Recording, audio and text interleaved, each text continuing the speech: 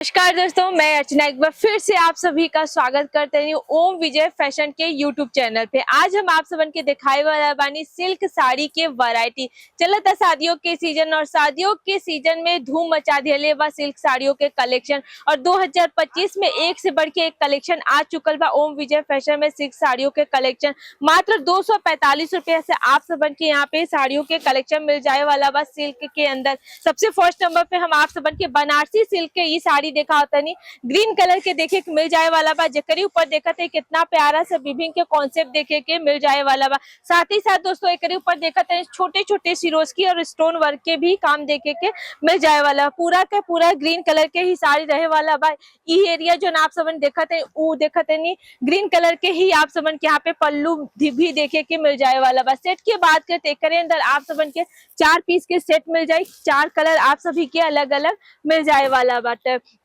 Again आप सबन के ई वाली साड़ी दिखा होते हैं इहो आप सबन के बनारसी सिल्क के अंदर मिल जाए वाला बा। दोस्तों कितना प्यारा रहे वाला बा।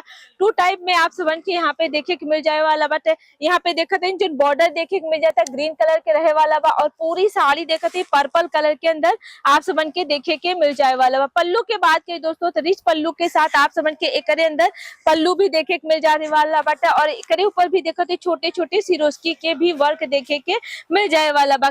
साड़ियों के बनारसी सिल्क साड़ियों के कट के बात करी तो प्रॉपर कट मिल जाए वाला बा, यानी 6 के प्रॉपर कट आप सबन के मिल जाए वाला बटे। आप सब झारखंड से हैं, बिहार से हैं या यूपी से हैं या फिर एमपी से हैं, हर जगह साड़ियों के बहुत ज्यादा डिमांड आता है बनारसी सिल्क के अंदर। सॉफ्ट सिल्क मटेरियल में आप सबन के ई पैटर्न देखा होते पिंक कलर के ऊपर रहे वाला बा। जेकरे ऊपर देखते काफी खूबसूरत से विभिन्न के कॉन्सेप्ट देखे के मिल जाए वाला बा। एकरे ऊपर देखते कितना प्यारा से छोटे छोटे जरी के भी वर्क देखे के मिल जाए वाला बटे। पूरी साड़ी आप सब देखते कितना लाजवाब रहे वाला बाटा। करे करे सेट की बात करें तेहू के अंदर आप सबन के 4 पीस के सेट मिल जाए वाला बा। 4 कलर आप सबन के अलग अलग मिल जाए। ये देखिए कैटलॉग वाली साड़ी आप सबन के दिखाओ तनी जेकरे पहले के बाद लुक वाइज कैसन हुआ वो आप सबन एक कैटलॉग के अंदर देख सके नहीं जा।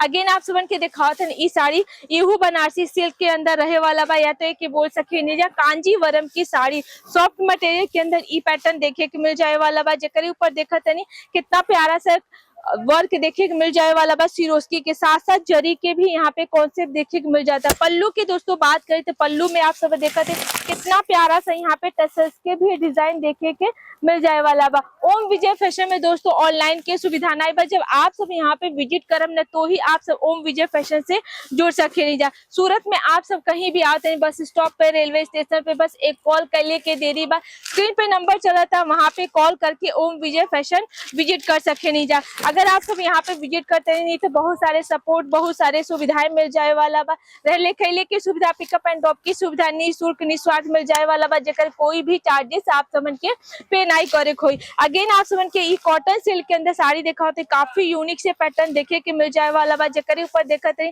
बड़े बड़े बूटे में आप सबन के विभिन्न के कॉन्सेप्ट देखे के मिल जाता है। नीचे दो कलर आप समझ के देखे के मिलता है, ऑरेंज कलर के यहाँ पे बॉर्डर भी देखे के मिल जाए वाला बा। दोस्तों इतना ज्यादा कलेक्शन बा कि एक वीडियो के अंदर हम पूरा कलेक्शन दिखा नहीं पाए, लेकिन जब आप विजिट करब तो सारे भी कलेक्शन आप सब देख सके नहीं जा। उम्मीद करते नहीं आज की वीडियो आप सब के अच्छा लगल हो। चैनल पे नया बानी तो प्लीज चैनल के जरूर सब्सक्राइब कर ले। धन्यवाद।